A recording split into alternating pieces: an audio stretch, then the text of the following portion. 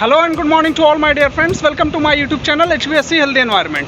दोस्तों आज एक मसला ये आ रहा है, इस टॉपिक पे आज हम लोग बात करेंगे कि ये हमारे सामने जो है डक्टेबल स्प्लिट एसी है और इसका जो कंप्रेसर है वो बार बार ट्रिप कर रहा है। तो ट्रिप करने के क्या क्या रीजंस होते हैं आज उस पर हम लोग बात करेंगे। लेकिन गाइज इससे पहले आपसे रिक्वेस्ट है कि आप अगर हमारे चैनल पर नए हैं तो हमारे चैनल को सब्सक्राइब कर लो और नीचे दी गई बेल की घंटी को ज़रूर दबा दो ताकि जब भी नेक्स्ट टाइम मैं वीडियो अपलोड करूँ उसका नोटिफिकेशन सीधे आपको सबसे पहले मिल सके। तो गाइज आप देख सकते हो कि आज इसी टॉपिक पर हम लोग बात करेंगे कि ये जो डक्टेबल स्प्लिट एसी है, ठीक है, ये 12 टन का है। ठीक है, मैं आपको कंप्रेसर भी दिखाऊंगा। ये 12 टन का है और इसमें जो कंप्रेसर है वो बार बार ट्रिप कर रहा है। ठीक है, तो ट्रिपिंग के क्या क्या रीजंस होते हैं और उसके क्या सॉल्यूशंस होते हैं आज उस पर बात करेंगे। तो गाइज आपको दिखाते हैं ये कंप्रेसर कितने टन का है, ये सारी चीज़ें मैं आपको दिखाता हूँ। तो चलते हैं गाइज। तो गाइज आप देख सकते हैं यहाँ पे कोप्लैंड का स्क्रॉल कंप्रेसर लगा है और ये 12 टन का है। आप देख सकते हैं इसके कोड पे ZR144KCE TF5522 ये आपका कोडिंग है, जिससे कि आप ये जो ZR के बाद जो कोड है 144, इससे आप जो है इसका टनेज निकाल सकते हो। इसको 12 से आपको डिवाइड देना होता है। ठीक है, जब 12 से आप डिवाइड देते हो तो इसका मतलब है वो आपका टनेज निकल जाता है नॉर्मली से। तो 144 को जब आप 12 से डिवाइड दोगे तो आंसर विल बी 12, यानी कि ये 12 टन का कंप्रेसर है। यहाँ पे सारे स्पेसिफिकेशन इसके लिखे हैं।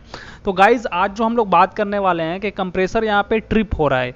हमारे इस साइट पर जो इशू आ रहा है इस यूनिट के साथ में वो ये आ रहा है कि कंप्रेसर बार बार ट्रिप कर रहा है। तो ट्रिप क्यों करता है, सबसे पहली चीज़ मैं आपको ये क्लियर करना चाहता हूँ कि अगर कंप्रेसर अगर ट्रिप कर रहा है आपका, तो इसका मतलब है कि कंप्रेसर आपका ख़राब नहीं है। ठीक है, ये तो फाइनली ये क्लियर हो गया कि कंप्रेसर आपका ख़राब नहीं है। कंप्रेसर ट्रिप करने के बहुत सारे रीजंस होते हैं, उन सारे रीजंस को जानना पड़ता है और फिर उन रीजंस को जानने के बाद फिर उसका क्या सॉल्यूशंस हो सकता है, पॉसिबल सॉल्यूशंस वो हम कर सकते हैं। फॉर एग्जाम्पल गाइज अगर कोई बंदा बीमार पड़ता है तो उसके बीमारी के क्या क्या रीजंस हैं। बंदा बीमार तो पड़ गया, लेकिन जब डॉक्टर के पास जाते हैं तो डॉक्टर उसका पहले रीजंस देखता है कि किस वजह से ये बीमार पड़ा है और इसके फिर क्या क्या सॉल्यूशंस हैं, क्या उसको दवाई देना है, उसके हिसाब से फिर इलाज करता है वो। सेम जो है हम टेक्निकल फील्ड में भी किसी भी मशीन में अगर कोई प्रॉब्लम आता है तो हमें उसके सबसे पहले उस प्रॉब्लम के क्या क्या रीजंस हैं, किस रीजन की वजह से ये प्रॉब्लम आया है, वो हमें समझने की ज़रूरत पड़ती है। आप देख सकते हो ये जामिल का डक्टेबल स्प्लिट एसी है। आपको दिखने में ये पैकेज जैसा लगेगा बट ये पैकेज नहीं है, ये डक्टेबल 12 टन का डक्टेबल स्प्लिट एसी है। इसका इंडोर जो है वो नीचे सीलिंग पे जो है वो माउंटेड है और ऊपर में ये आप देख सकते हो इसका आउटडोर रखा है। तो गाइज इस यूनिट पे हम लोगों ने पूरी तरीके से चेक किया कि क्या इसके रीजंस हैं। तो सारी चीज़ जो इसके रीजंस होते हैं वो सारी चीज़ें हमने चेक की हैं। For example lack of refrigerant अगर कम होता है तो भी ट्रिप करता है, लो प्रेशर की इशू बनती है वहाँ पे। कंडेंसर अगर चॉक होता है इस सिचुएशन में भी जो है हमारा कंप्रेसर बार बार ट्रिप होता है। बट ये सारी चीज़ें सही थी, रीजंस कुछ और ही निकला। रीजंस ये निकला कि इसका पीसी बोर्ड जो था वो ख़राब हो चुका था। ठीक है, वो सही से उसमें पीसी बोर्ड में ज़रा भी अगर कुछ इशू आता है ना तो फिर वो प्रॉपर तरीके से वो सिग्नल नहीं भेज पाता, जिसकी वजह से इस टाइप के प्रॉब्लम्स क्रिएट होते हैं। तो बाद में सारी चीज़ें चेक करने के बाद, चूंकि ये पीसी बोर्ड की तरफ ध्यान नहीं जाता ना, एक्चुअली में जो रीजंस होते हैं वो सारे रीजंस हमने चेक किए, लेकिन वो सारे रीजंस बिल्कुल सब कुछ सही था। लेकिन बाद में जब हमने पीसी बोर्ड में कुछ डाउट्स, कुछ ऐसा लगा कि शायद पीसी बोर्ड में कुछ प्रॉब्लम हो सकता है, तो जब पीसी बोर्ड हमने चेंज किया तो फिर सिस्टम बिल्कुल सही, अल्हम्दुलिल्लाह बहुत ज़बरदस्त पहले की तरह चलने लगा। गाइज आप देख सकते हो ये पीसी बोर्ड, इसमें 3 बल्ब आपको दिख रहे होंगे, येलो, रेड एंड एक ग्रीन है ना। ये जब येलो लाइट जब ब्लिंक करता है ना, इसका मतलब है कि लो प्रेशर का इशू है। जब ये रेड लाइट ब्लिंक करता है तो आप समझ जाओ कि हाई प्रेशर का इशू बन रहा है। और अगर हमारा ग्रीन लाइट वो हमेशा चलता रहता है, यानी कि ग्रीन लाइट जलने का मतलब है कि हमारा सिस्टम ऑन है। ठीक है, तो गाइज आज हम लोग ये देखने वाले हैं कि कंप्रेसर जो ट्रिप करता है उसके क्या क्या रीजंस होते हैं और उसके क्या पॉसिबल सॉल्यूशंस होते हैं, वो सारी चीज़ें हम लोग देखने वाले हैं।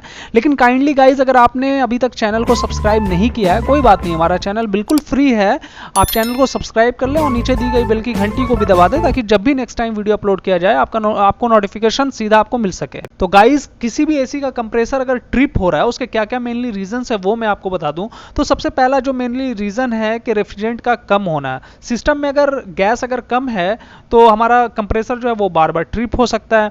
दूसरा रीजन ये हो सकता है कि कंडेंसर कॉइल जो होता है आउटडोर का वो चॉक हो सकता है, ब्लॉक हो सकता है, जिसकी वजह से कंप्रेसर जो है बार बार ट्रिप होता है। तीसरा रीजन ये हो सकता है गाइस कि हमारा कंप्रेसर जो हीटअप कर रहा है, मेनली रीजन ये होता है कि कंप्रेसर जो है ना हीटअप करता है उसके बाद फिर वो ट्रिप हो जाता है।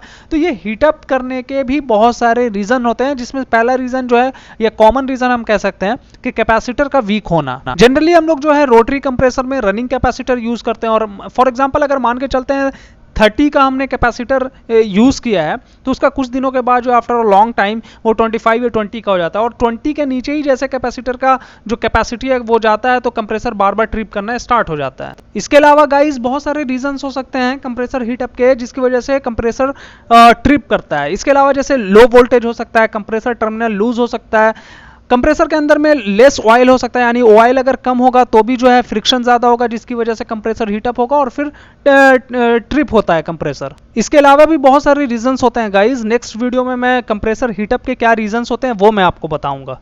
पूरा वीडियो देखने के लिए गाइज आपका बहुत बहुत धन्यवाद, और आपसे रिक्वेस्ट है कि आपने हमारे चैनल को अभी तक सब्सक्राइब नहीं किया है तो हमारे चैनल को जरूर सब्सक्राइब कर दें और नीचे जो दी गई बटन घंटी है उसे जरूर दबा दें ताकि जब भी मैं नेक्स्ट टाइम वीडियो अपलोड करूं उसका नोटिफिकेशन सबसे पहले आपको मिल सके। तो thank you so much for watching my this video. Next video में फिर मिलेंगे।